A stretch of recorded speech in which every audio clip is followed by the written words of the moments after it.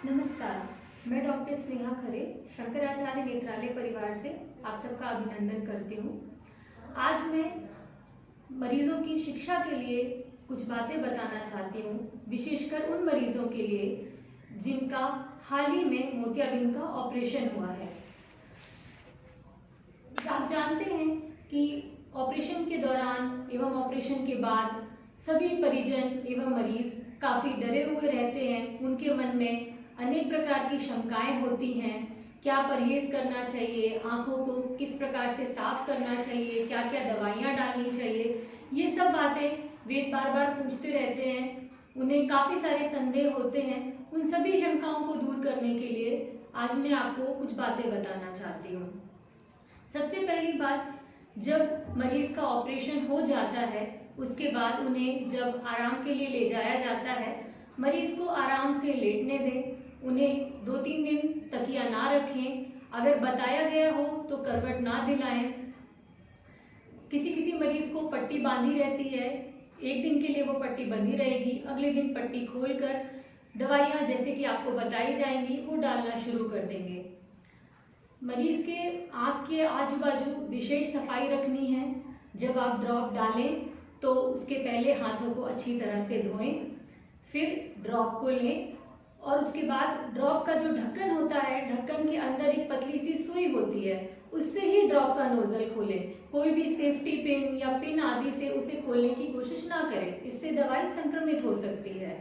तो आप उसके ढक्कन को अंदर घुसाकर ड्रॉप को खोलें, फिर 1 बूंद या 2 बूंद, उससे ज़्यादा नहीं, लगभग 1 बूंद से आँख में पर्याप्त मात्रा में दवाई पहुँच जाती है।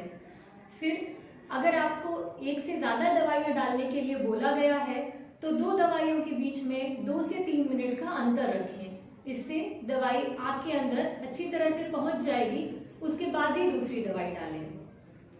अगली बात, आप देखेंगे कि ड्रॉप डालने से या मरीज की आंखों में आंसू आने से आंख के आजू बाजू थोड़ा कीचड़ जैसा या कुछ पीला पदार्थ जम जाता है, तो वह पदार्थ आपको साफ करने के लिए आप एक काम कर सकते हैं।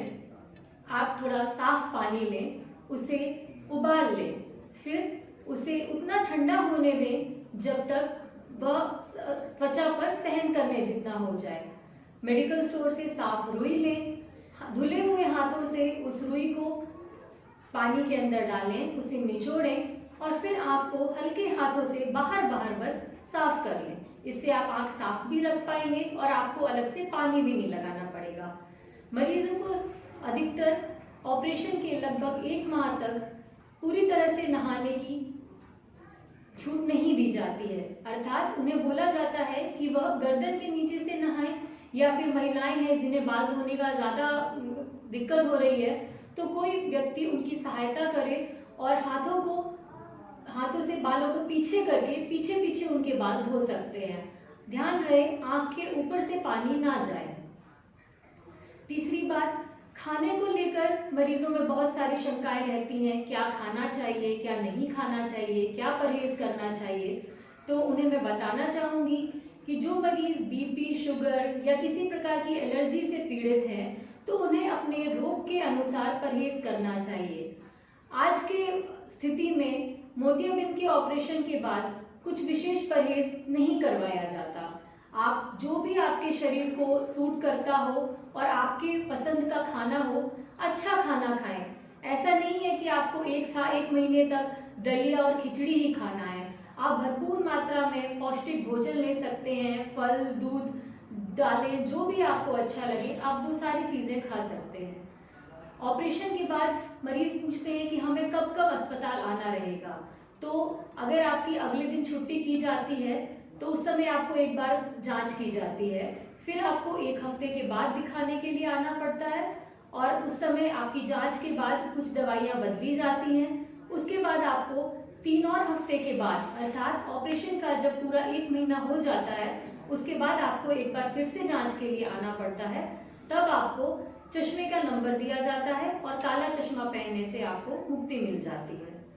इसके अतिरिक्त अगर कोई और शंका हो तो आप अपने नज़दीकी नेत्र विशेषज्ञ या हमारे अस्पताल में तुरंत संपर्क करें। धन्यवाद।